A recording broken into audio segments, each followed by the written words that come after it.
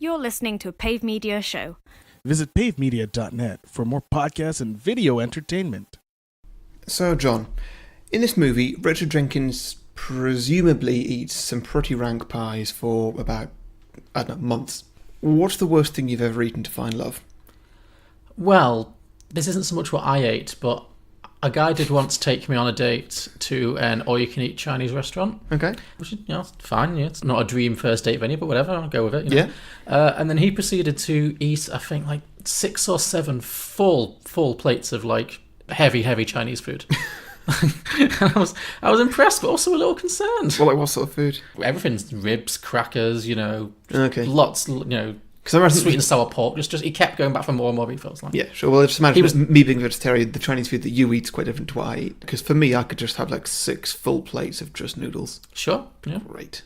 But would you then have sex immediately afterwards? No. Well, that's hence my concern. That's a lot of food pre-sex. Exactly. Yeah. That's a fair concern. Some films are fine just the way they are. Other films sometimes take it way too far. But really, how bad could it get? Let's go beyond the box set.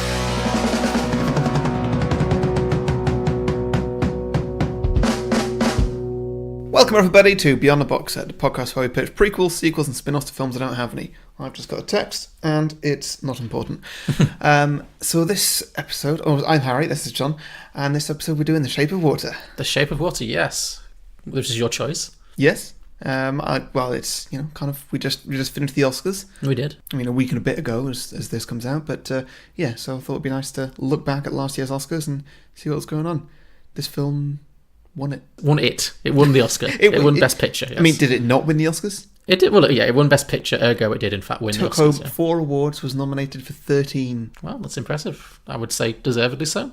Yeah, absolutely. This film is just beautiful. I was glad you chose this because, I mean, we've had a Bit of a rough season. We've had a few on and off weeks, It was really nice to watch something just genuinely great and just, as you mentioned, beautiful to look at. Mm-hmm. And I mean, I really love Guillermo del Toro. This film made me realise that I want to reassess, or that I need to reassess my favourite films. Oh, really? My top list, whatever it is. Currently it's a top 3 list. I could probably stretch to a top 5, maybe even a top 10. Mm-hmm.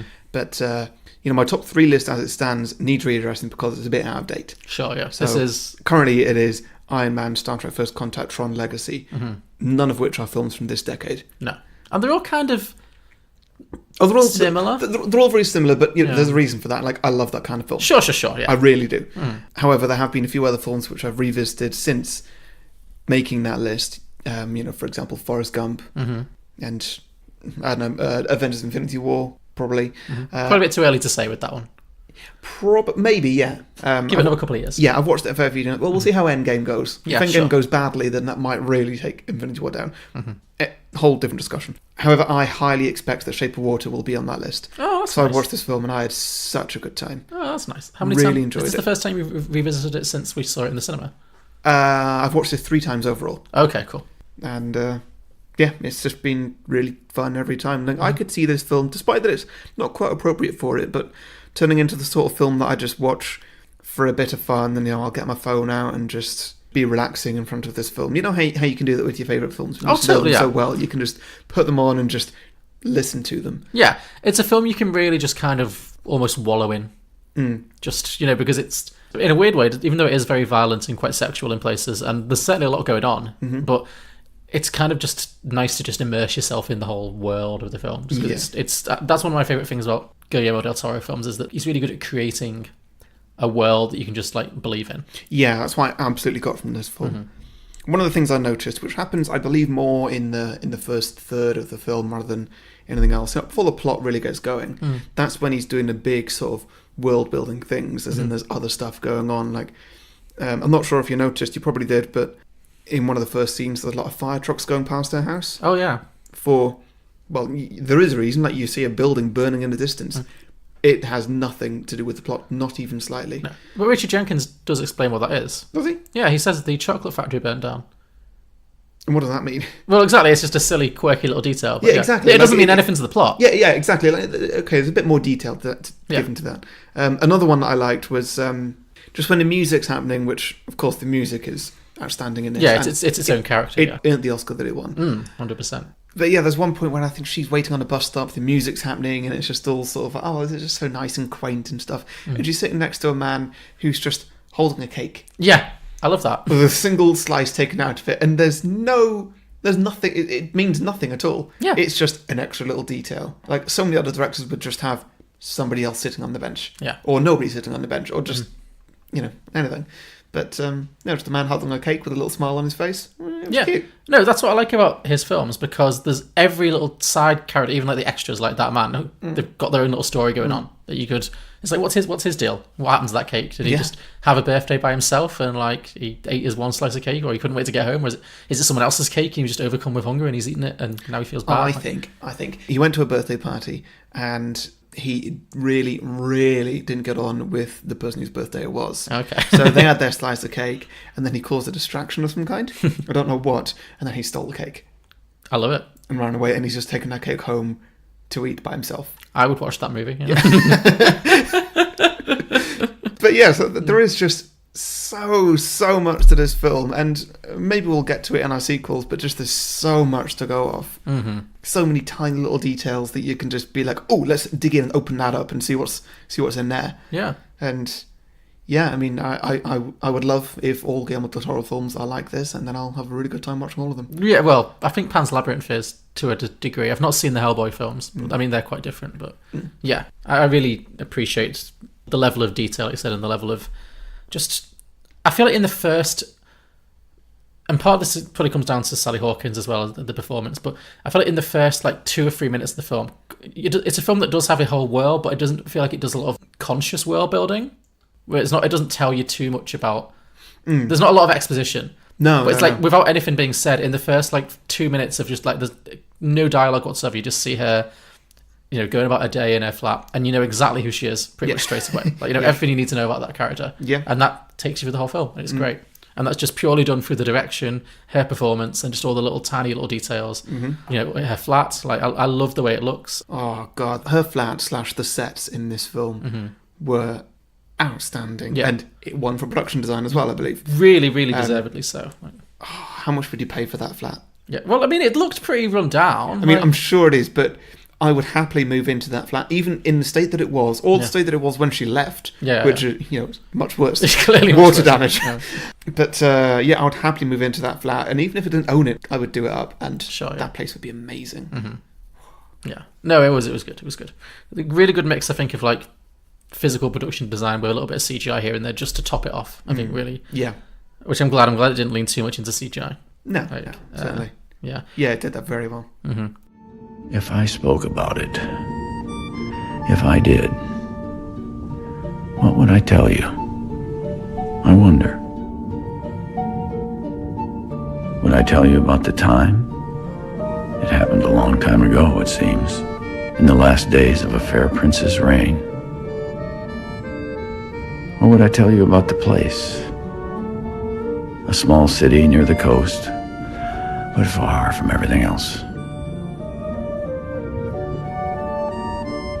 Or, I don't know, would I tell you about her? The princess without voice. Or perhaps I would just warn you about the truth of these facts and the tale of love and loss and the monster who tried to destroy it all. Do you want to do a little plot summary to kick us off? Yeah, sure. Okay, so as we find out very quickly, Sally Hawkins is, I forget her character's name. Eliza Esposito, and she is a cleaner for some kind of facility. It's a military research facility of some kind. Sure, yeah. You never really find out much details about it, which just builds the interest, but then also that's not what the story's about. Yeah. Well, you can say that about pretty much everything that happens in this film. It does not who is the sea creature. It doesn't really tell you, but I'm glad it doesn't over-explain. Yeah, so she is the cleaner for that company, along with one of her best friends, Octavia Spencer, who is always fun when she's on screen. She's one of my favourite characters. You know what? When I first watched this film in the cinema, it was obviously around Oscar season, and I was really in my headspace of like, so everyone who's nominated for an Oscar, I'm really thinking, you know, do they deserve this Oscar? Should they be nominated? So, and I remember thinking, well, Octavia Spencer was fun in this film, but she doesn't really get a lot to do particularly. And I was like, well, you know, I feel like that's not really, you know, it's a bit of a filler nomination. So I kind of wrote her off a little bit. Watching it back this time without thinking of like the Oscars quite as much, I actually realised how much, even though she's not really integral to a lot of the plot, she really is important to the film. Yeah. Like, the film is so much less good if she is not in it, I think. Yeah. Like, because, I mean, everyone else is great too, but I think she just adds a real like warmth and sense of humour and levity to it that otherwise the film doesn't have as much of. So all of her scenes are just really delightful, and I really, really enjoyed her this time around, even more so than last time. So yeah, then one day the two of them are cleaning about the place. Well, actually, I don't know what nights. They seem to work nights, yeah, I that got, makes I got sense. the impression. Yeah. Oh, sorry, I've skipped over the fact that she's got this great next door neighbour. I don't know about great, but she's got this next door neighbour who she's great friends with. Yes. Played by Richard Jenkins, who is a graphic designer. And just bear in mind, this is in the 60s, so obviously this is not done on computers, it's all hand-drawn. Yeah. And the two of them together, they love just seemingly watching films, eating pie. She cooks for him a little bit. Yeah. I don't think she enjoys eating the pie. I don't think he does either. No. Yeah, that's another one of the nice little details. When he opens the fridge, he's like, we'll save it for later. Yeah. And he opens the fridge, it's just full of pie. Yeah. He's not eating any of that pie. No. Yeah, and so they've got a really lovely friendship. They just love little tap dancing. He's educating her on movies. And it's just, again, all this lovely, beautiful stuff in this universe that just doesn't really matter. Yeah. Oh, look at Betty. Oh, God, to be young and beautiful. If I could go back to when I was 18, I didn't know anything about anything. I'd give myself a bit of advice.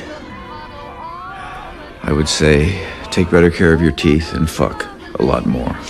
Oh, no, that's very good advice. And so, yeah, one day when her and Octavia Spencer are at work cleaning about the place, they're cleaning this room, and then suddenly the scientists walk in with this big tank that's very intriguing. And then the bad guy, the very clear villain of the piece, which is not hidden at all. No. Which I love, because, like, how can you when somebody is just so outstandingly evil? Is Michael Shannon, who he's just perfect in this. He is cartoonishly villainous, but he's like toxic masculinity in human form. Like, he's just so horrible and aggressive and sexist and racist. Just pure villainy.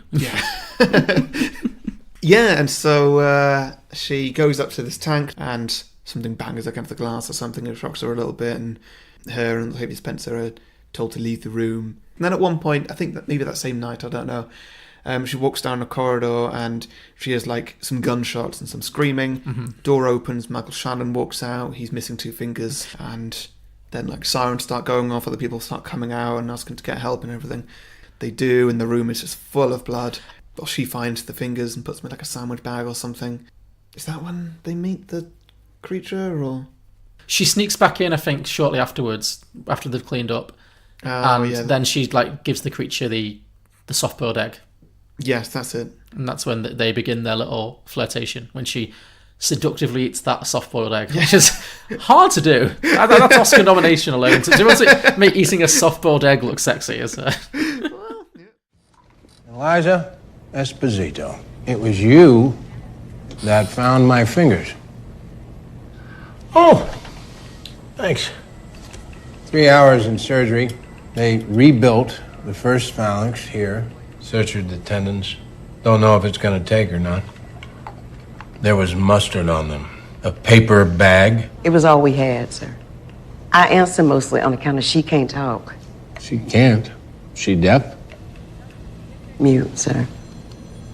She said she can hear you. Yeah, and then she starts this relationship with the fishman. Yeah. But I guess because she obviously doesn't speak, she's mute, and she communicates mostly through sign language. And so the creature doesn't speak as well because, you know, it's a fish creature. Yeah. So they start to communicate just through physical, you know, I think she starts teaching it very basic sign, and there's this very lovely little chaste romance starts happening. Yeah. And so she starts learning loads about this creature of, like, well, he likes eggs. Yeah. Which she learns because she doesn't give him anything else. Well, yeah, he might hate eggs. But, Yeah. Maybe that's his version of the pie. He just Yeah. Yeah. he's sort of got them all down at the bottom of the pool, just like ugh. He likes music, and we see her sort of trying out different music with him and seeing what he likes, what he doesn't like, that sort of thing. And it really is lovely. And she's having a whole sort of thing with Octavia Spencer, just as though she's talking about a man that she's fallen in love with. But then I think Octavia Spencer quickly catches on what's going on. Mm-hmm. And now, as a kind of side story that does tie in, we do find out that Michael Stuhlbarg, Yes. yeah, is actually a Russian spy. Yes. So this is all, by the way, somehow to do with the space race.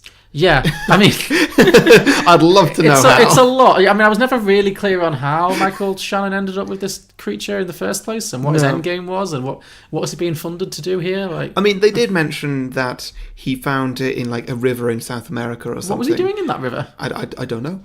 Well, he didn't enjoy the journey up from South America to where they are now, and I've not. But I would love to have seen just a road trip movie. Yeah, yeah. Maybe they started out best friends and it all just went horribly pear-shaped. Yeah. They fell out over a woman. Yeah. Or a dolphin, I don't know. But yeah, so Michael Stuhlbarg, he's a Russian spy trying to get secrets from the Americans just to see how well they're doing in the space race. And Yeah, because this film is set in like 1962, so it's like the height of the space race. Yeah, 68, I think. 68, okay. But also, he is an honest scientist who doesn't want to see this innocent creature die, which is really nice to see that it's not Russian villains. No. For once. Like, he's a Russian spy, but he's not villainous in any way. No. They just want to get to the moon. Yeah. Somehow this all ties in. Yeah, I mean, the space race element is fairly fuzzy, but sure, yeah. Yeah, I think it's just an excuse just to tie it into the real world. Yeah, sure. So Sally Hawkins Eliza finds out that the creature's going to be killed soon, so then she decides she has to rescue it, and she asks Richard Jenkins to help her out. Mm-hmm. To be fair, I really did love this sort of heist twist Yeah. they put in the middle of it with the most incompetent person I've ever seen. Yes. Yeah, Richard Jenkins is not cut out for the heist world. No. I would say it's like if you and me did a heist. I think we'd do better. Actually, yeah, we would, because I wouldn't put you in charge of driving the van. You don't drive, John! No, okay, no, I wouldn't want to drive. I'm more competent than Richard Jenkins, thank you. I'm more competent than you. When did you become James Bond all of a sudden? I don't really know how to answer that, but I don't know how we can test how competent each of us would be on a heist. I think there's an obvious way we can figure this out. Do a heist, yeah. Okay, cool. What are we heisting? Don't know. Let's figure something out. I mean, there's a museum just around the corner. So what, we could heist, like, armour? Sure. Is that... I reckon we could do it. Listeners, it's the Royal Armouries that John lives next to, by the way. Yeah. Some of that's got to be pretty valuable. Is it? What's the point of that museum? Who cares about armour? I know, I've been in there all of twice in like the 5 years I've lived in this flat, so... I went in there once for a business conference. Yeah. It was awful. It's not great. Really boring. Let's not slag off our local amenities. Yeah. Okay, sure. Especially just before we heist them. You know? Yeah. Let's not mention who we're heisting online as well, John. True, okay. I'll bleep out when we this say is where why you're not driving the van. Fine, you make a good point. Carry on. You can steal the fish creature and put it in the laundry. Okay. I mean, I don't have good form when it comes to keeping fish creatures alive, but, you know. Yeah, fair. Where were we? So they're doing the heist to break out the fish they creature. do a heist, which somehow coincidentally involves the same time that Michael Stuhlbarg is going to do a heist and take the creature out of the museum because his Russian comrades have instructed him to do so. Uh-huh. You know, is he called Dmitri or is one of them called Dmitri? I think he's called Dmitri. Yeah, so the two heists kind of link up, essentially, because they realise they have similar goals, and they work together. They do manage to successfully steal the fish creature. Michael Stuhlbarg gives her instructions as to how to keep him, just like, give him one of these every 3 days or whatever, and keep him in a bath of salty water. It is like he's giving her instructions on how to keep a goldfish alive. Really is. It's like feed it twice a day with these flakes, and then make sure the salion's at the right level. You know, clean out the filter once a week. I mean, all those words went right off my head. I know, yeah. What's a week? What's a week? Yeah, and so they successfully managed to take away the fish creature. In the meantime, Richard Jenkins crashes the van at least once into Michael Shannon's brand new fancy car. Yes, his penis extension. Which I felt sad for. That was a beautiful car. Oh, come on.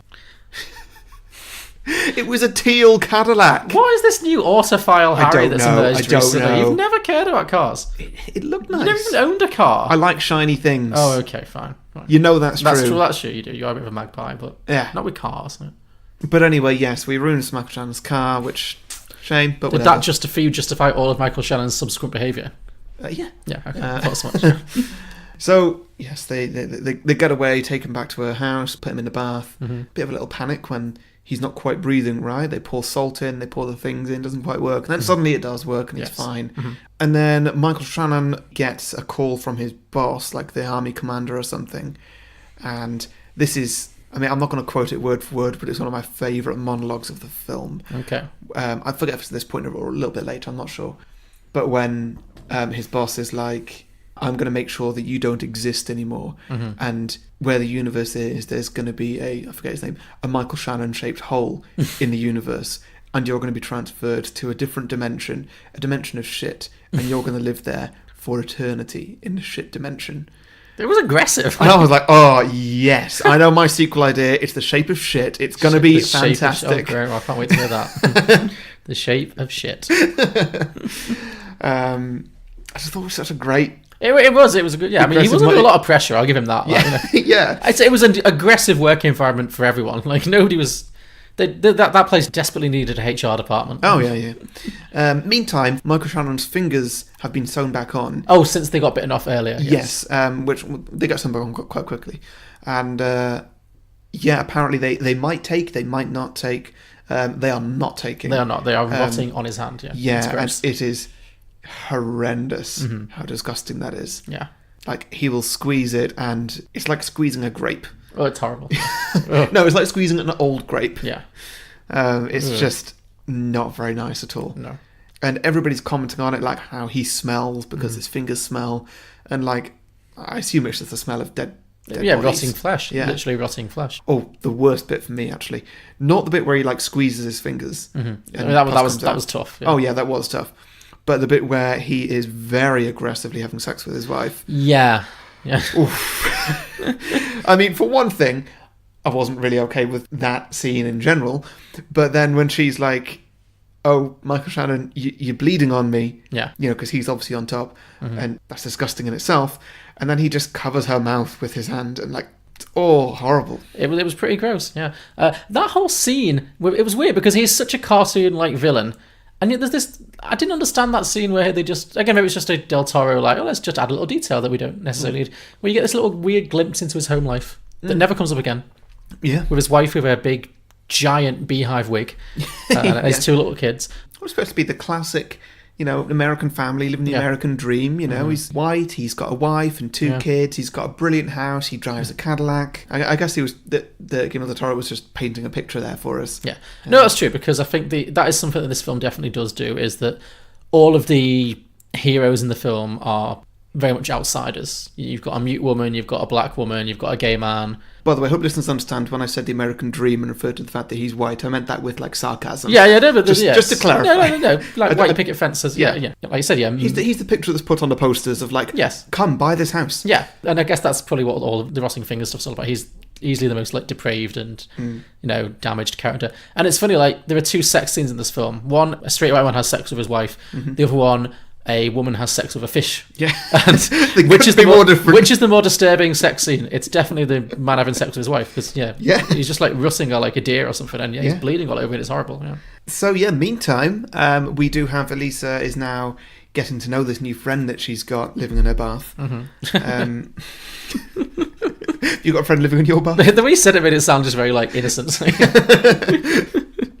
Yeah, so she's sort of getting to know him a little bit and you know what he's like, and She buys him a nice card. yeah, she buys him a card. Like, I'm so glad that we're friends. Yeah. Which was cute, but she actually had to explain it in some way. Well, presumably he can't read. Yeah, so, I would assume so, yeah. There's a bit where where she goes to work and then he goes exploring the house or something, but meantime Richard Jenkins is like falling asleep or something. And so the fishman finds his way into Richard Jenkins' apartment, who he has a lot of cats. He does keep a lot. He's a classic, not a crazy cat lady, but lonely cat gay. I guess.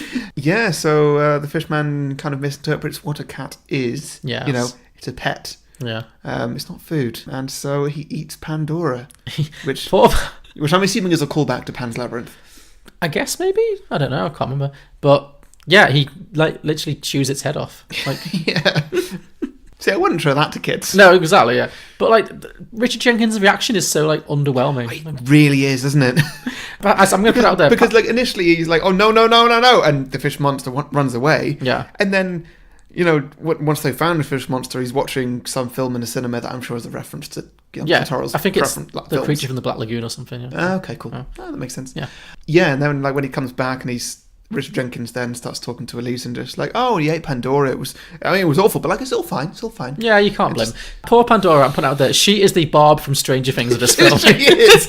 Well said. Yeah. Oh. Nobody cares. That poor cat. And I very seldom say that, but that poor cat. It's tragic. Don't worry about me, I'm fine. Believe me, I'm fine. He ate Pandora. Wasn't his fault. He's a wild creature. We can't ask him to be anything else. Eliza, go find him. Go. You're lucky. That night, after eating Pandora, Sally Hawkins decides to go into the bathroom, takes her clothes off, closes the door. Mm-hmm. Who knows what They have happens? some sex. Yeah. I mean, it's pretty obvious what happens, sorry. But yeah.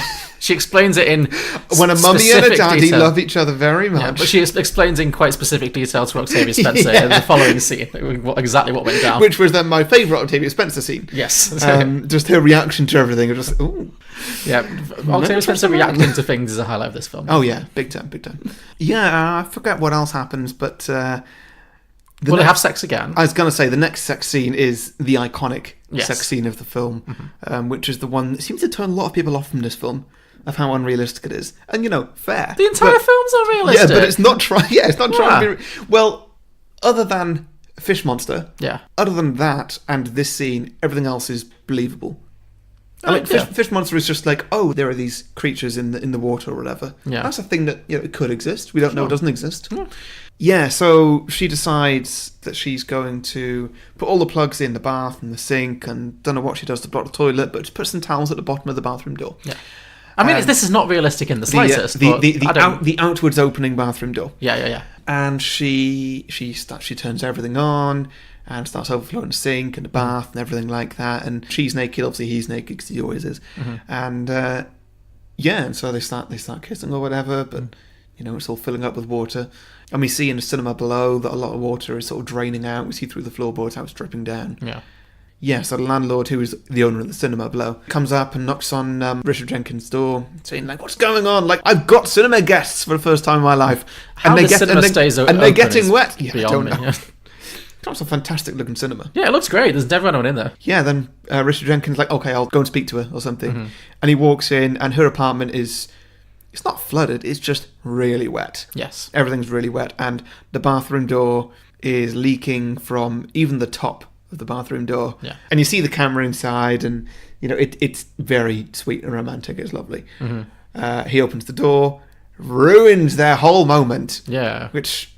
Well, he wasn't to know. Yeah. He wasn't to know, but also like, well, now they've got to wait for that to fill back up again. Yeah. And I'm not sure if you've ever overflowed your sink or anything at any point. Knowing you, I'm sure you have. Probably takes quite a while to fill up your apartment. Well, yes. And, also, they don't get washed out with the flow of the water. No, they don't. They're just standing there. Yeah. I mean, it's a fantasy. Anyway, I don't. Yes. Anyway, I loved the scene. Yeah, I had no problem. I thought it looked beautiful, and it, you know, you don't need to see the clean of them like mopping up afterwards. No. Of course, this is all just stuff that it doesn't matter. Yeah. Which, like most things in this film, it just doesn't matter. Yeah. It's just extra detail. Yeah, it's just great. It's Yeah. brilliant. And I think that this was the peak of probably one of my favourite romances in films. Yeah, it is. It's a lovely, lovely romance. Yeah. So yeah, and then when the film starts to run to the end, I think Michael Shannon sort of works out that it was her. Well, you missed one of the best scenes. Initially, he doesn't think it's her, but he interviews her and Zelda, Octavia Spencer, anyway, just because they were on site at the time, to see if they know anything. And he's just like being full arsehole. He's just like, why am I even asking the fucking help? And he says lots of really horrible things to Eliza about the scars on her neck that she has and stuff. Like, anyway, and he's being incredibly racist to Zelda. He's like saying, you know, it's just as human as you or me. Well, more like me, I guess. But, just horrible things. And then at the end of it, as they're walking out, Eliza kind of starts signing "fuck you" at him, which is great. What am I doing? Interviewing the fucking help. The shit cleaners. The piss wipers. You two, go ahead. Leave.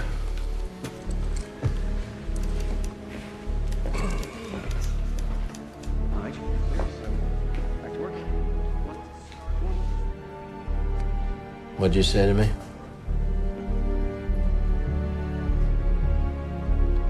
What is she saying? I didn't catch it. What is she saying? She is saying thank you. Michael Shannon catches up with Michael Stolberg at his meet-up point with his Russian comrades. Yes. And he kills the 2 Russian comrades who were just about to kill Michael Stolberg anyway. So, saves his life, I guess. Be thankful to him. Well, up until what happens next. Yeah. And then he shoots up Michael Stolberg like once or twice in the stomach and again through the mouth. Yeah. Like through both cheeks, and presumably teeth. Yeah. Drags him across. It's gross. Drags him like... Again, this seems to be a 50 meters. This seems to be a Del Toro thing. I remember that from Pan's Labyrinth. You must remember that. Yeah. That was the scene that scarred me from Pan's Labyrinth. Yeah. Right. Scarred that guy too. Well, yeah. He interrogates him and says, like, who were the team that took the thing? What are their names and ranks and locations? And Michael Stolberg really could have just made up some names. Oh, yeah, Dmitri, Vladimir, Well, Victor. he's being tortured, Right? I mean, yeah, but just, like, say, oh, they're at this place. Sure. And just, give the address to your own apartment or something. You're about to die. Just don't say, oh, yeah, it's the cleaners. Have a bit of compassion. The poor guy's being horribly tortured. Yeah, Just take a couple of fingers through your gut, see what comes out of your mouth, Probably blood. Well, yes. Yes, and so Michael Shannon, suddenly everything clicks with him, and he leaves. Obviously, that guy dies. Goes to Eliza's apartment, just to try and sort of find things, sees evidence that the creature was in her bathroom. By the way, has she not had a bath in weeks? I guess not. Yeah. She probably stinks. Yeah. Just wanted to throw that out there. And finds that on her calendar she said docks/rain or something like that. It's raining heavily. Oh, because Eliza's plan was, after rescuing the creature, was to wait until the rain. I did have this problem with the film, to be honest. Really? Yeah. That she had to wait for the rain so that she could put him in the water. Yeah. Because when it rains, then it will overflow the locks so that the canal will just lead straight to the sea. Yeah. Take him to the sea. Okay. Have a day out at the beach. Well, maybe she just wanted to buy a bit more time with him, Well, why set a date at all then? Just to make it seem like she had a plan. I don't know. He nearly died multiple times while they were waiting. True. I don't know. Yeah. It's, it's so they can get to the sea and on the docks at the end.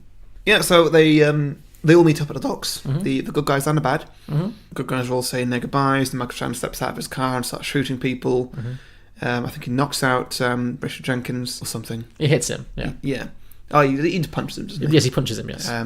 And shoots Eliza and the fishman. And they both die. Yeah. Seemingly. Richard Jenkins then... Is it then gets his own back? He bashes him over the head, yes. Yeah, bashes him over the head with just like a wooden thing or whatever. And then the fishman suddenly brings himself back to life, as in just like, oh, I've got healing powers, you didn't know that, and he's all lit up and everything, and there's a lot of LED work going on. His costume looks fantastic. Yes. And I must say that Doug Jones, also known from Star Trek Discovery, fantastic in this. Oh, it is. It's Saru, isn't it? Yeah. Yeah, I forgot about that. Yeah, no, he's great. And he's so unrecognisable because he's always in heavy costume. Yes, he is. Bless him.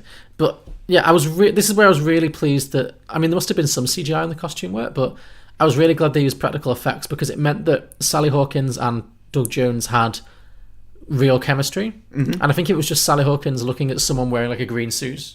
Yeah. I don't think that chemistry would have been there as much. Like, No, you could really feel agree. it. And it made me really happy because so many times when you see human actors interacting with CGI in films, a lot of the time it doesn't really work emotionally, whereas this really did. And considering that neither of them speak for the whole film, you really needed that like physical connection, and it's really, really well done. Yeah. So, Yeah, and so then he saves himself and walks up to Michael Shannon. Michael Shannon drops his gun and looks up to him and says, "Oh my God, you are a god," which I thought was a really great way to go out. It's a good final line. A good villain final line. Yeah. And Shit, I was wrong. Yeah, and then the fishman just slashes his throat to pieces right in front of the police, but that doesn't matter. Yeah. Walks over to Eliza, picks her up, and just jumps into the water and rubs her neck or something, turns her scars into gills, and then they swim off happily ever after. Yeah.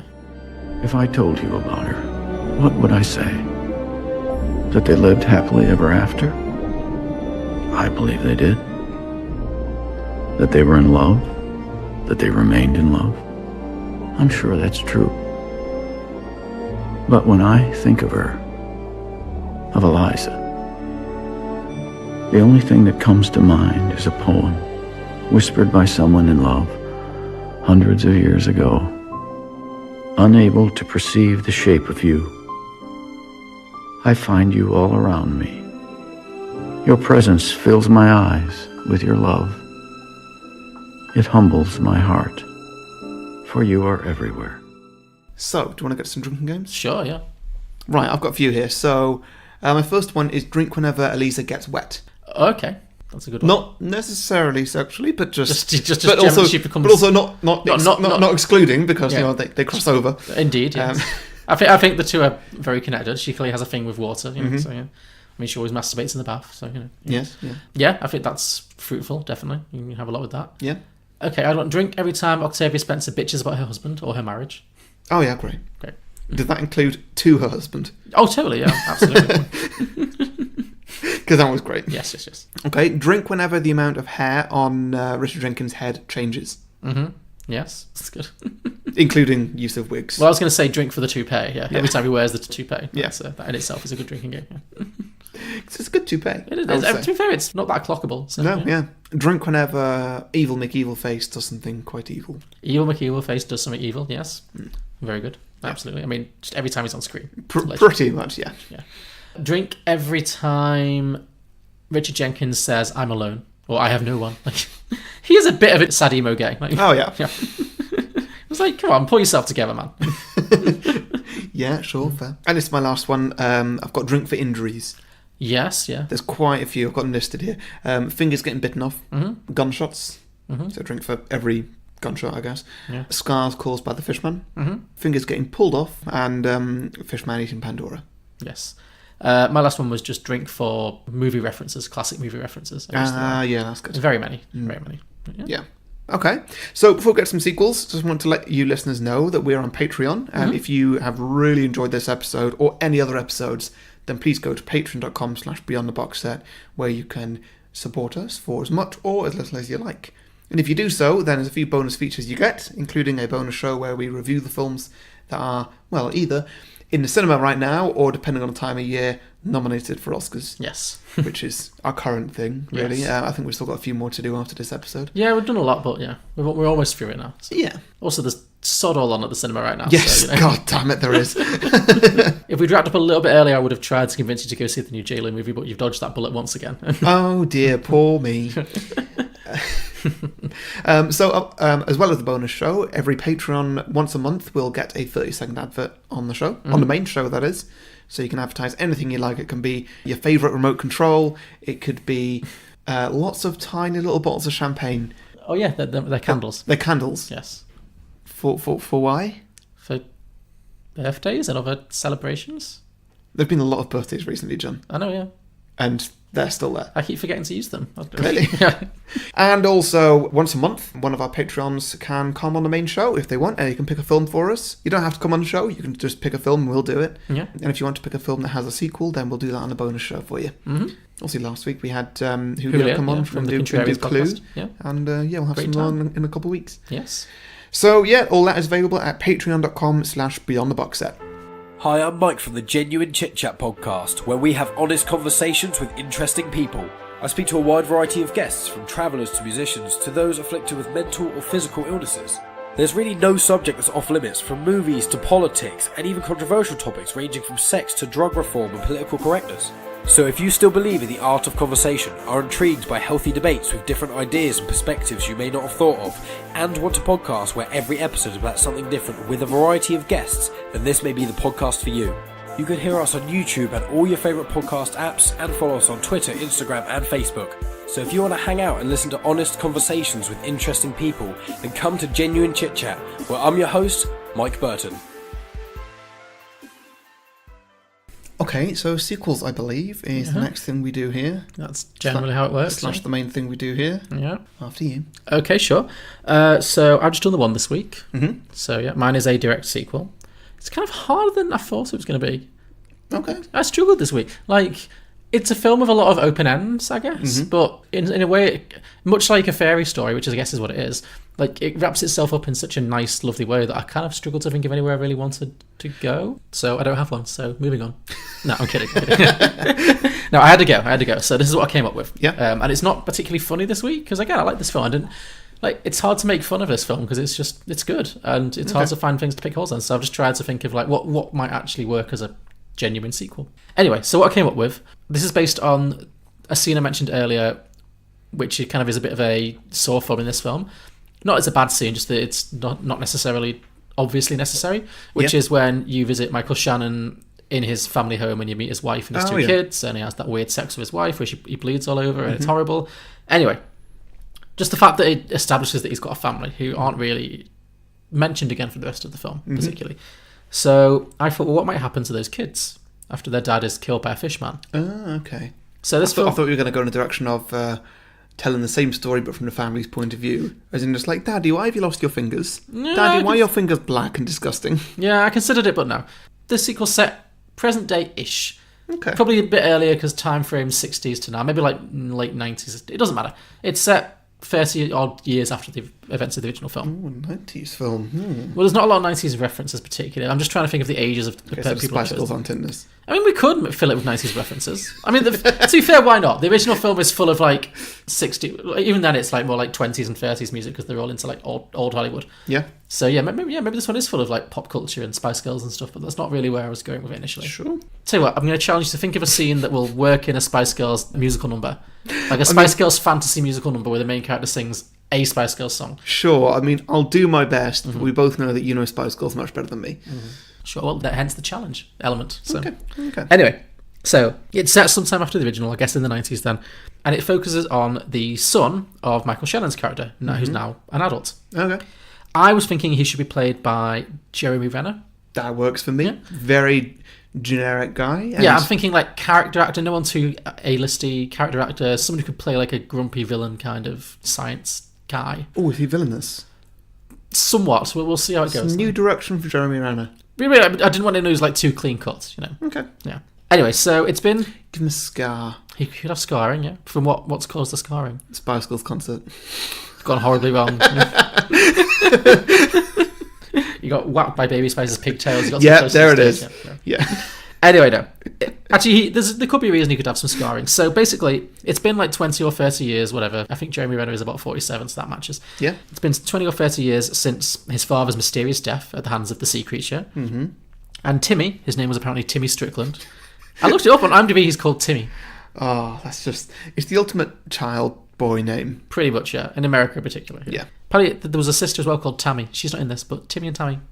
Okay, cool. Yeah. Anyway, so it's been 20 odd years since Timmy's father has mysteriously died. Almost as good as Rami Malek's twin brother. Sami Malek, yeah.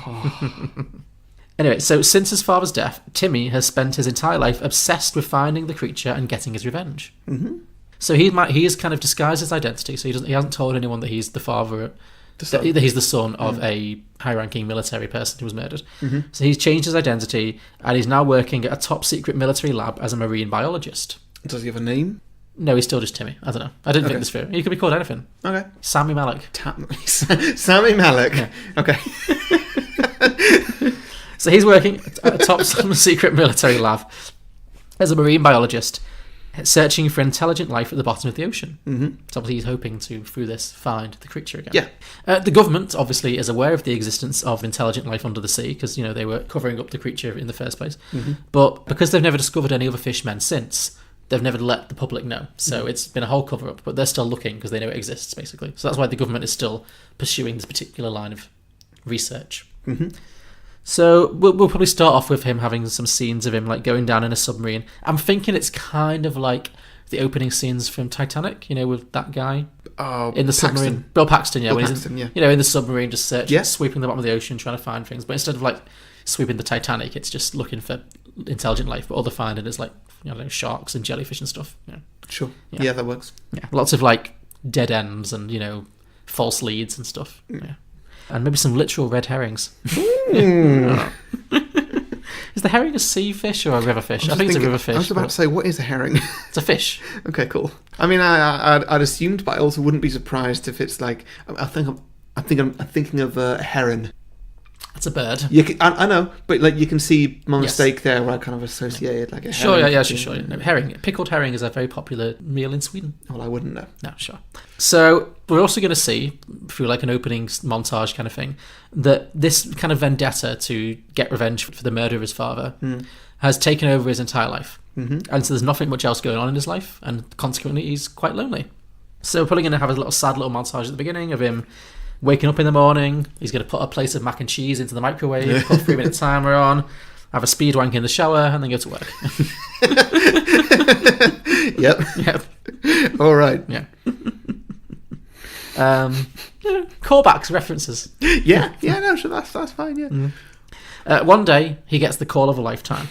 An unidentified human-like creature. So is it called The Shape of Cheese instead of The Shape of Water? Because mac and cheese. Could be, The Shape of Pasta. The Shape of Revenge. The Shape of Pasta, I like The that. Shape of Pasta. Yeah. It's pen. It's a fairly straight pasta. Yeah, he's very straight. Yeah. Maybe as he loosens up and learns how to love, he starts spaghetti. He becomes spaghetti, yeah. Anyway, one day he gets the call he's been waiting for his whole life. An unidentified human-like creature has been washed up on a beach in California. Mm-hmm. So he races down to the research centre where the creature is being held. And the creature certainly isn't human, but it looks a lot more human than the one from the original film. So it's not the same sea creature. Oh, okay. In fact, it's pretty much a mermaid. Ooh. But so wait, 2 legs sewn together or merged together? No. It's not like a cartoon mermaid, but it is a woman or a female who is definitely visibly half human, half fish. But it's a lot more close to the fish creature than. Sure. It's not like a pretty aerial cartoon sexy mermaid. It's okay. It's what a mermaid might actually look like. It's still got gills and webbed hands and feet, and green scaly skin, but also boobs and a face. It also doesn't speak.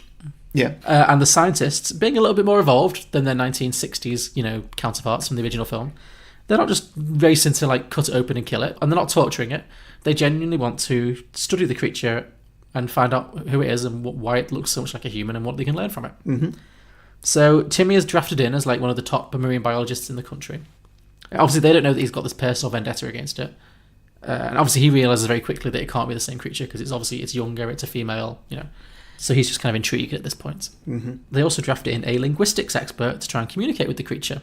Yeah. And this is another reason I decided to cast Jeremy Renner. Because the linguistics expert is going to be played by Amy Adams. Brilliant. Yeah. Very good. Because I felt like a lot of this movie was about communication. Yeah, it was. So, anyway, then we're going to have a lot of the bulk of the movie is going to be an Arrival style. Spoiler, I know you never saw that coming. An Arrival style story plot where they have to work together, him as the science guy and her as the linguistics expert, to try and learn to communicate with the creature. Mm-hmm. And Amy Adams, very quick. So no one just thought sign language. Well, yeah, I did think this might be quite a short plot line because as she earns the creature's trust, Amy Adams as a character, she's going to learn that actually it can communicate using American Sign. Mm-hmm. And so obviously that puzzles them a lot. They're like, how did it learn American Sign? It's a regional specific form of sign language and it speaks it perfectly. That can't be a coincidence. How could it possibly have learned this? Mm-hmm. And so then she discovers, through communicating with, because I'm guessing she also speaks in American Sign, Amy Adams, in the Arrival universe, Yeah. She discovers that the creature was taught by its mother. And the mermaid tells the story of how her father was captured by humans many years ago, fell in love with a human woman who helped him to escape, and then came back to the ocean with him.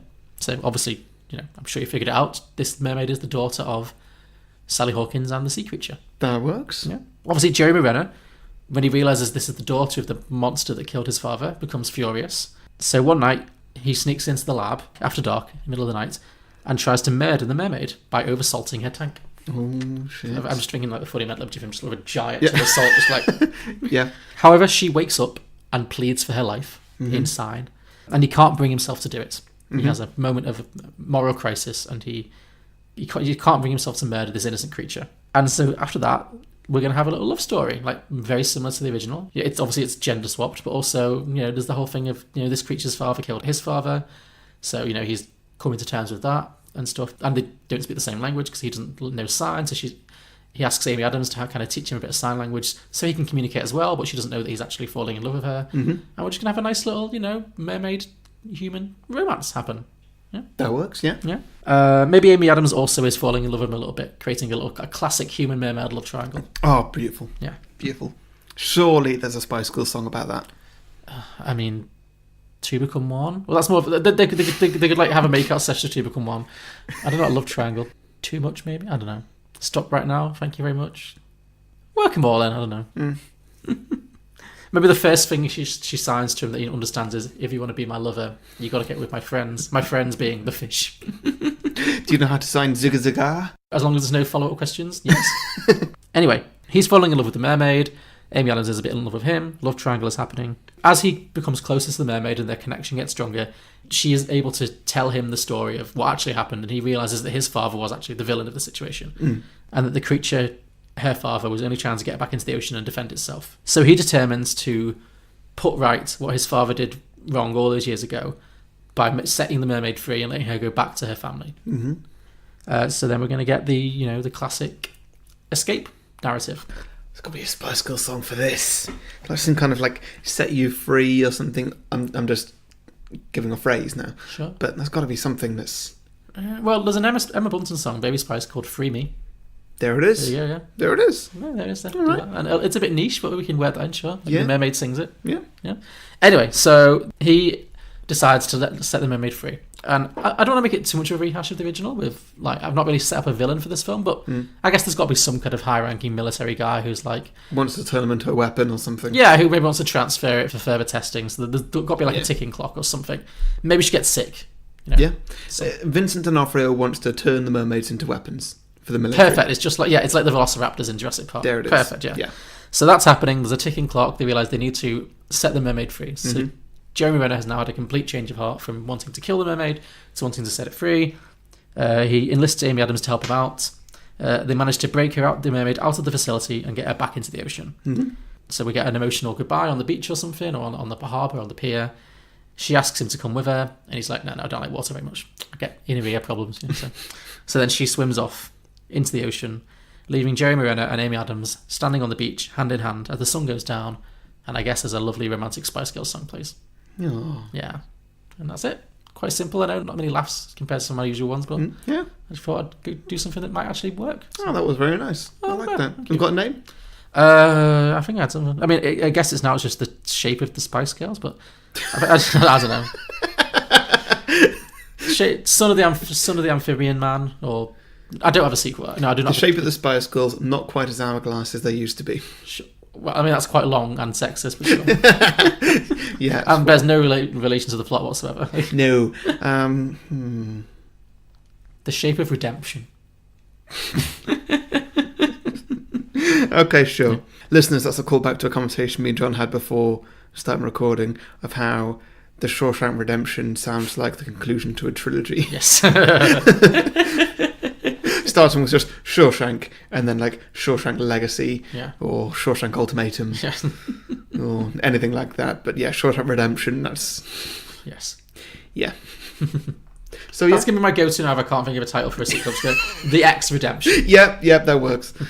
All right, well, I assume it's now my idea. Yeah, go for it. Cool. So mine, like I say, I've not got a title. Okay. This one is a prequel. A prequel, okay, interesting. Mm-hmm. So I thought I'd, as I mentioned, there are many, many different details that Guillermo del Toro threw into this film. Yes. And just didn't do anything with. Mm-hmm. And so what I've done is I've gone into one, quite a small one, and I've just cut it right open just to see what's in there. Is this the story of the Fat Man and the Cake? No. I mean, that would have been great. Yeah. But no, it's not that. It'll all become clear. You'll probably guess halfway through. I'll try and look surprised. Okay, cool. So we're going to start off in the underwater world. Okay. Where water creatures come from. Oh, okay. I don't have a name for this, so for lack of a better name, let's call it Waterworld. Sure, yeah. It's going to be ruled by a king, okay. Which can either be played by Kevin Costner or Jason Momoa. Are we going for an Aquaman thing?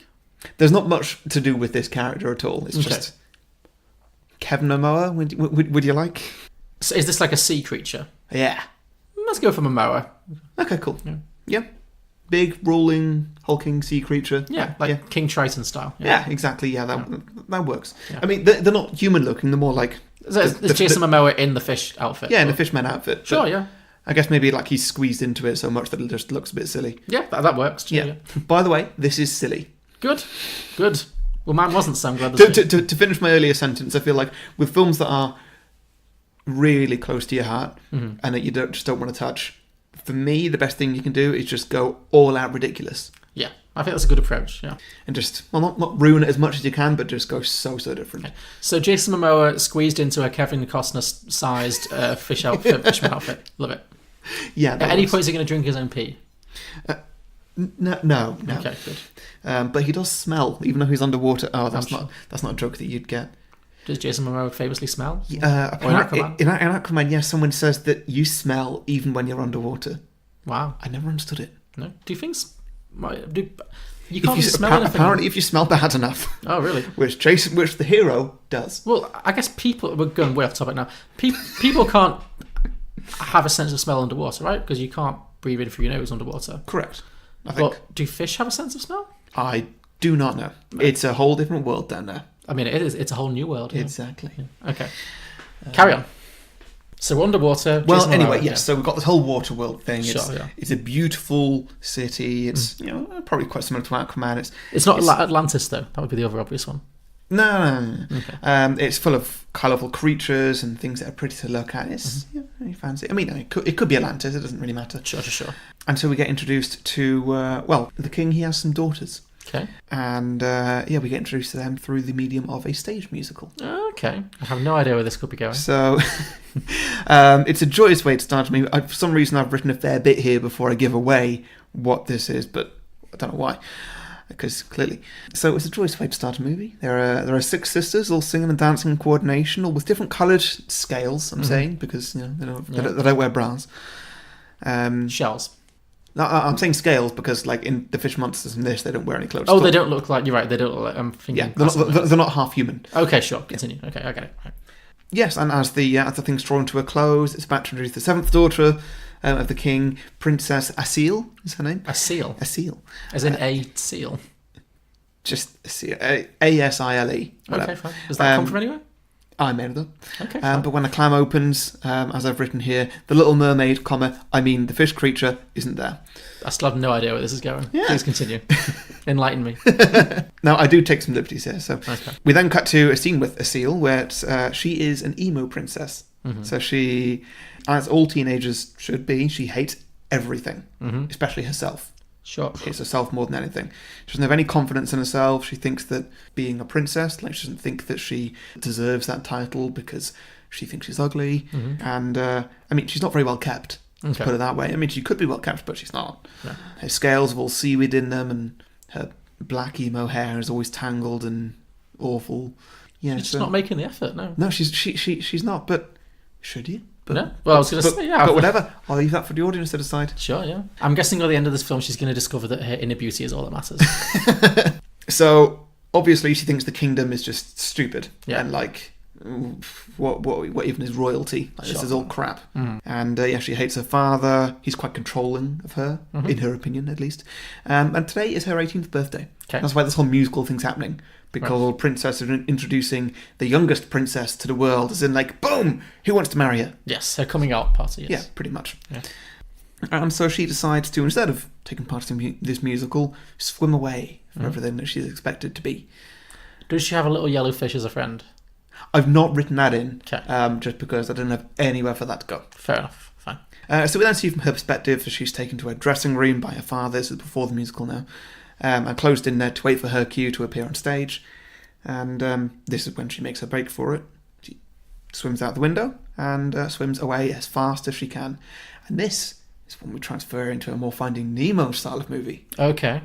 I've only sort of covered this in a couple of sentences, really, but she has all kinds of little shenanigans with, just keep swimming, just keep swimming. So she gets lost, essentially? Pretty much, yeah. Okay. And is she trying to get back to the family home at this point? She's just trying to get away. She's not really thinking this through massively. She's just trying to get away from everything. Okay, sure. Yeah, and so there's little shenanigans like that. There's a horde of jellyfish that maybe it's a bit perilous or something, I'm not sure. She has to escape from an insane shark, which initially pulls her into his support group. Yeah.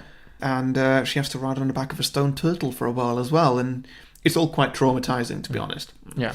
But she's not heading anywhere specifically, she just wants to keep moving. She's just moving on to the next thing, to the next thing, to the next thing. Yeah. Now, one of these shenanigans leads her into the lair of an evil octopus called Cerula. It's an anagram. Okay, great. You've been very creative with these names. Asiel and Cerula. Is Ricky Rouse gonna... No. Your anagram skills are awful. No. So she claims to be the queen of the ocean. Okay. And so Asiel, well, she needs to escape safely because maybe one of the sharks are chasing her or something. Sure. I don't know, but something's happening. And Cerula promises that if Asiel pledges to do something for her, then she'll fight off the sharks. Okay. So... Who's playing Cerula? I don't know. I was thinking... By the way, I forgot to cast Asiel, but I prefer Asiel. I was thinking... Oh, I've forgotten her name. From Parks and Recreation. Aubrey Plaza? Yes. Yes, that'd be fun. Yeah. I feel like she does she'd the, be like, good as like an anti-Ariel. I don't care teenager kind of thing. I'm sure she's like 36 at this point, but she's going to be sure, playing moody but teenagers. It's a voice. Yeah, it's animated voice role, sure, yeah. Yeah. And she's going to be playing moody teenagers until the day she dies. Like, that's her type. Yeah. Now, for Cerula, it's pretty much Ursula. Somebody with like a deep female voice. Sure. Oh, no, doesn't need to be a deep female voice. From Unbreakable Kimmy Schmidt. Titus Andromedon? I mean, not quite what I thought, but yeah. I was going for, I forget her name, the landlady. Oh, Carol Kane? Yeah. Yeah, okay, sure. Just like this grouchy old, like, Jewish lady. Like, yeah, sure. Sure, yeah, okay. Yeah, I like that. That's good. I mean, like, why not just even have, like, her head as well as part of the octopus Love thing? Love it, yeah. It's all hair, going on. Yeah. That works, yeah. I like that a lot. She's great. So yeah, she says in her in her voice, "I'm the queen of the ocean. However, I'm not complete. My heart's been taken from me and is in the possession of a ghastly bitch. Wow. I've put events in place for my heart to be returned to the ocean, but I need you to retrieve it for me." Is this literally the heart of the ocean? The what now? Oh, continue. I'm sorry. I don't want to talk. What am I talking about? I'm just saying words. Please carry on with your original story. And so she hands Asiel a piece of paper with essentially a time and a seabed location on it. Mm-hmm. Asiel doesn't want to do it, and Cerula shows her the contract with a small print on it. Stating that failure to complete the task will result in sacrifice of the Sea Queen's choice. And expulsion from the ocean as well. Oh, wow, okay. Yeah. So Asiel reluctantly goes with it in her whatever kind of point of view, and swims the location promised. And well, she's a bit early, so she has to wait around a couple hours. There's nothing really around this area, nothing to do. It's a bit boring. She's just looking at the vague sort of moonlight that's shining down through the ocean, and suddenly the moonlight goes dim, and then an object blocks it. She continues to look, just sort of in confusion, as the object blocks more and more of the light, until all of a sudden she makes out the bow of a ship heading directly towards her. And she swims out of the way just in time and nearly avoids getting crushed by the Titanic. Yikes. So, yeah, there's that. Now, John, as you know, the heart of the ocean isn't aboard the Titanic. I thought it was. Well, no. And, in fact, won't rejoin the ocean until it's been 84 years. Oh, wait, sorry. So the ship at Titanic has just sunk? Yeah. Okay, I thought that we were still in the sinking process. Okay, yes, so Kate Winslet has got off already. Yeah. Okay, yeah. Cool, yes, so the Heart of the Ocean has now gone to New York with Kate Winslet. Great. Pretty much, yes. Cool. And won't be, 84 years. Okay, so she's got to wait 84 years now? So, unfortunately, until then, Asiel can't deliver the heart to the evil queen, and will have to suffer the forfeit for the contract. Oh, dear. So, the queen, she waves her hands up and chants a spell of some kind. Have you got a spell prepared, John? Yes, I always have a spell prepared. Just no, please go for it. So prepared. You didn't tell me to prepare a spell. You just said you had one prepared. I was being sarcastic. Why would I have a spell prepared? I wouldn't put it past you. Bibbity bobbity boo. Well, there it is. Yeah. All right, thank you. So, the queen, she said bibbity bobbity boo, and Asiel's voice is stripped from her. Oh, no. Completely. Her scales, they start to fall off as human skin starts to grow in. Her gills close up, leaving 3 scars on each side of her neck. Oh. Obviously, you can see where that's going. Yeah. And with a final swoosh of the Queen's hands, a seal is shot across the ocean, past the wreck of the Titanic, past the stone turtles, the support group sharks, and past the kingdom her family rules, until she arrives in New York. She bumps her head on a rock as she lands outside a coastal aquarium, and we cut to black for a few seconds. So now Sally Hawkins, she opens her eyes the next day. She washed up on this beach. She's completely dazed. She's now in this world that she's never seen before. So, a bit confusing. And she looks around, confused by everything she sees. And the film ends when we hear the immortal words, "Hi, I'm Sigourney Weaver." Good finish. So she's got picked up in that aquarium. Pretty much, okay. yes. Yes. Because I did notice when watching this film again for the third time that in the scene where Michael Shannon is first being racist to Octavia Spencer, saying like, God looks like, looks like us, looks like humans, probably more like me though. Yeah. When he's saying that, that's the scene when Octavia Spencer sort of explains where what's her face came from. At least Eliza came from, yeah. Yes. She was found as a baby in a river. On the river, yeah. Sure. But sure. Yeah, there it is. I mean, maybe it's at the mouth of a river or something, but it's like, she's essentially found in the water. Yeah. So, I thought that'd be something. Cool. No, it makes. I mean, aside from the fact that she's not a baby, but other than that, it ties in. I didn't realise that she was a baby. I forgot that detail. Fine. Fine. Maybe she gets reborn by the Queen or whatever. Sure. Well, whatever. No. Other than that, I like that idea. I like the idea that Sally Hawkins was a mermaid the whole time. That makes sense. Yes. Yeah. And by the way, the name I used, Princess Seal, it's Elise spelled backwards. Ah, okay. I was wondering. Oh, look at you looking all smug. Yeah, very nice. Okay, I like that. I mean, that works. That's good. Yeah. I mean, it's completely ridiculous. It is, sure, but so, in many ways, so is the original film, and and it ties together nicely. So yeah, probably wouldn't be the same director. Let's be honest. No. A step down. I don't know who it would be, but something. Don't know. Michael Bay, Joel Schumacher, you, me. Yeah, sure. Yep. There's 3 iconic directors. Okay, I guess time for getting to listener submissions. Oh, yeah, of course. Okay, so I've got a few here. Cool. I have one from Alex Hobson, who says, firstly, he says he's not seen it, but surely it involves some hybrid mutant fish baby that turns bad and decides it wants to rule over the human race, but it's torn because its mum is a human and its dad's a fish, but it wants to wage war on the humans or something.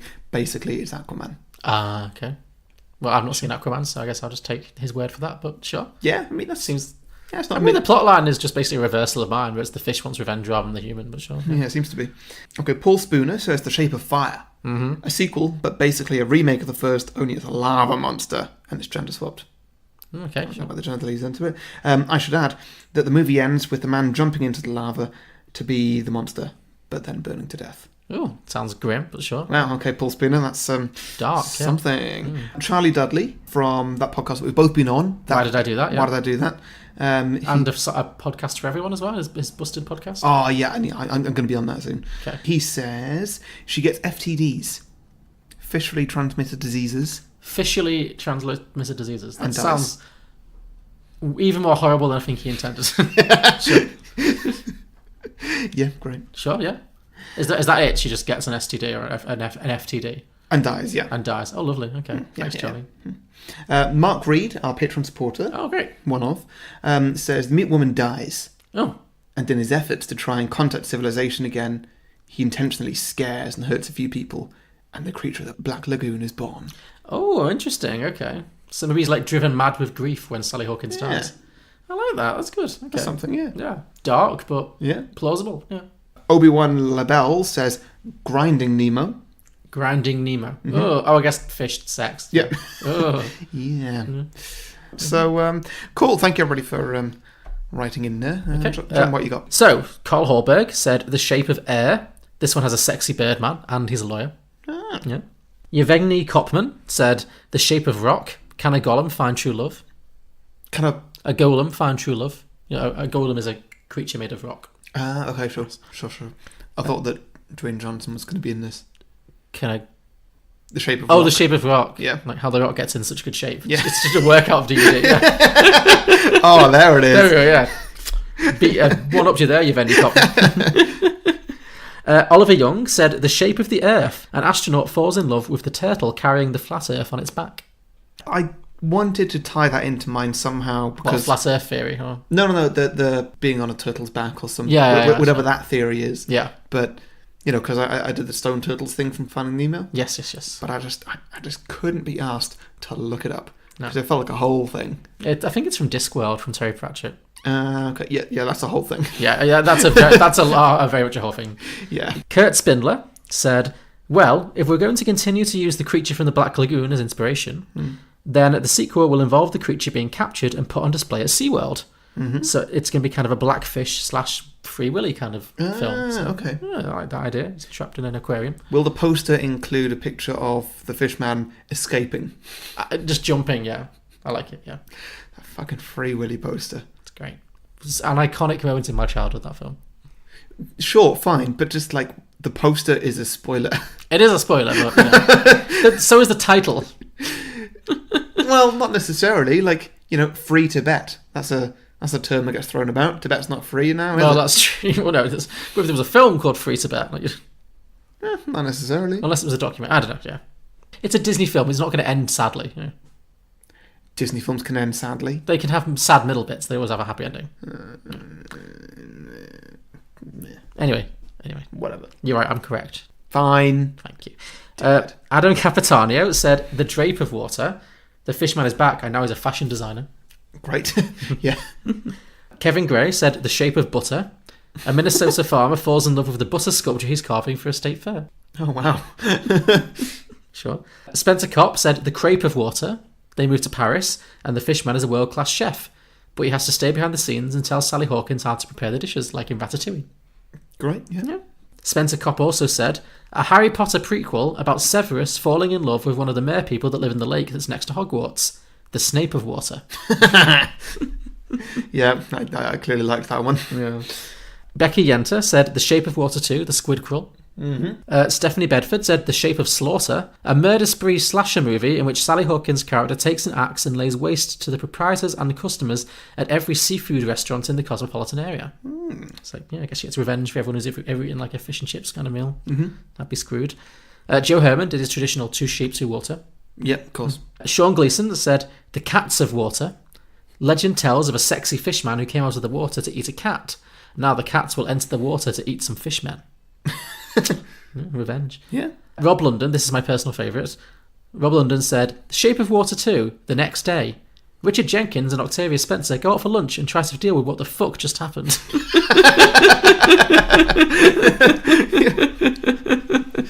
Yeah, that's very fair. Yeah. That's the one I was laughing out loud at before we started. Okay, cool. Rose Weldon said, Eliza and the creature give birth to King Triton and move to Denmark, thus becoming the paternal grandparents of Ariel, and the whole film was a Little Mermaid prequel. So that wasn't a million miles away from yours, but yeah. Mm-hmm. Gracie Atkinson said, Shape of Water 2, this time, full fish penis. Yep, that was missing.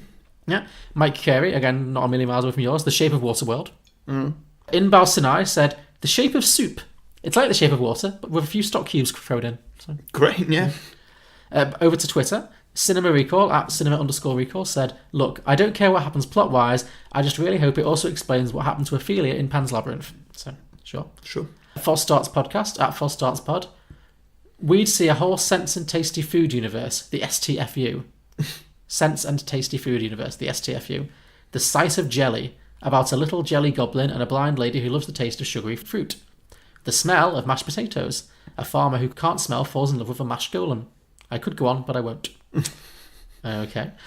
Quiz and Hers, at Quiz and Hers, said, well, they've hit one of the 4 classical elements, so the logical sequence is the shape of earth, the shape of wind, the shape of fire.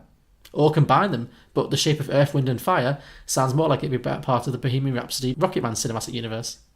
You know there's a disco band called Earth, Wind and Fire? Yes. Good. That's what they're referring to there. Yes. And finally... I always get them and September mixed up. September is their song, isn't it? Yeah, September's the song. Yeah, I just get the 2 mixed up. Easily done, yeah. And finally, at One Aussie Nerd 1 said, this film is actually a prequel to Hellboy, so let's have a sequel that connects The Shape of Water to the Hellboy cinematic universe. Mm-hmm. Both Del Toro properties, so sure, works for me. Works very well. Yeah. Yeah. So those are our listener submissions for this week. If you have any sequel ideas for The Shape of Water or any films we've done in the past, please let us know. We are Beyond the Box Set. You can find us at beyondtheboxset.com. Our podcast is available at all good podcasting platforms, including iTunes, Spotify, Google Play, Stitcher, and Acast, and many more. Just search Beyond the Box Set. You can also find us on social media on Facebook, Twitter, and Instagram. Just search Beyond the Box Set, or go to @BeyondTheBoxSet on Twitter. Our Patreon page is at patreon.com/Beyond the Box Set, and we have exclusive merchandise available at tpublic.com. And all these links are available at pavemedia.net/Beyond the Box Set, where you can also find many other great podcasts, which we are all friends with. Yes. Cool. So, next week, John. Next week it's your turn. It is my turn, yeah. After a while. It's been a long time, because I gave my last choice over to you, essentially, for Truth or Dare, which worked out fine, yeah. Yeah, it was a good fun episode. Yeah. So, so it's the first time I've had a free turn in a while, like with no theme, no concept, no time of year, just pick anything. Mm-hmm. So, I'm going to pick a film that I saw quite recently that... Was it a recent film? Recent-ish. It's a few years old. Okay. Oh, so not like you've been to the cinema without me? No, it sounds so defensive, but no, it's been a few years. It's a few years old. Okay, cool. Jealous. Cool. No, it's a few years old. I missed it entirely when it came out. Whenever it came out, I don't know if it got promoted particularly well, but I came across it recently and watched it, and it blew my mind. Blew your mind? And I was like, we have to do this on the podcast. All right, okay. So with that in mind, I am announcing that the film we are going to do next week is a little film called The Dressmaker. I've never heard of this film. No, I don't blame you. I'm not surprised. But I am excited to... What can you tell me about it? I can tell you that it stars some very famous people. Okay. It's a real film. Yes. It stars an Academy Award-winning actress. Oh. Yes. It stars... Meryl. A famous sibling. Liam Hemsworth. Possibly. Not Owen Wilson. It's Liam Hemsworth. Cool. Yeah. And it's quite something. Okay, so I'll leave it at that. Yeah. Oh, Meryl and Liam Hemsworth. No, Meryl's not in it. It's not Meryl. Oh, but it is Liam Hemsworth. It is Liam Hemsworth. It's not Meryl. Yeah. Really? I actually got that one. Yeah, you got. That's why I was surprised. You got the first guess. Yeah. I guess sibling. Yeah. How is that surprising? Who I don't know, else am I going to guess? True. As my first guess. True. Yeah. But yeah, how let's excited. see. Oscar-winning actress. Anne Hathaway. No. Top of my head is Glenn Close, but I know there's a reason why I'm not guessing. No, it's not Glenn Close because no. Too soon. Also, too soon. Emma Stone. No. Who else has won Best Actress? Think a little older, younger than Meryl, older than Emma Stone. Somebody who can definitely do crazy. And in this film, oh boy, she goes to some places.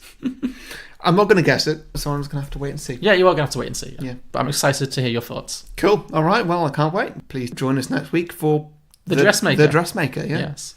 Great. Thank you, everybody, for listening, and we will see you next week. See you next week. Bye. Bye.